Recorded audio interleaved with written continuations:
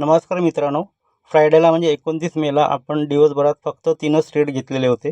Generally मी फ्रायडेला trading करत नाही, avoid करतो. पण आपल्या सेटअपनुसार काही ट्रेड मिळाले, त्यानुसार मी प्रॉपर एंट्री केली. त्यामध्ये आपले 2 ट्रेडचे टार्गेट हिट झाले आणि एक आपला फक्त एसएल आपला गेलेला होता. सो रेकॉर्डिंग करण्याचं तात्पर्य असं की हा जो एक मोठा ट्रेड रात्री घेतला होता, जवळपास 9:15ला मी सेलची एंट्री केली होती आणि याचं टोटल 280 पिप्स आपण टार्गेट इथे डन केलं होतं रात्री. त्याची रेकॉर्डिंग आणि जेव्हा जसं हा ट्रेड घेतला त्यानंतर मार्केट खूप स्लो डाऊन झालं.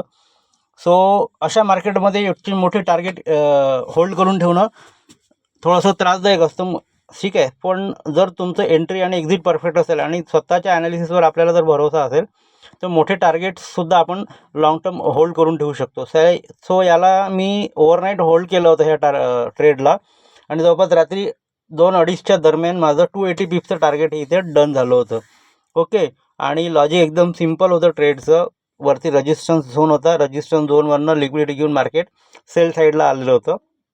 ओके. आणि प्रॉपर पुलबॅक नंतर जेव्हा आपला एंट्रीचा सेटअप बनला तेव्हा आपण इथे सेलची एंट्री घेतली आणि टार्गेट 280 पिप्स आपण इथे ठेवलं होतं. त्यानंतर मार्केट स्लो झालं आणि बराच वेळ हा ट्रेड चालला. त्याच्यामुळे खूप मोठी रेकॉर्डिंग करू शकलो नाही, काही मोजक्याच क्लिप्स आहेत.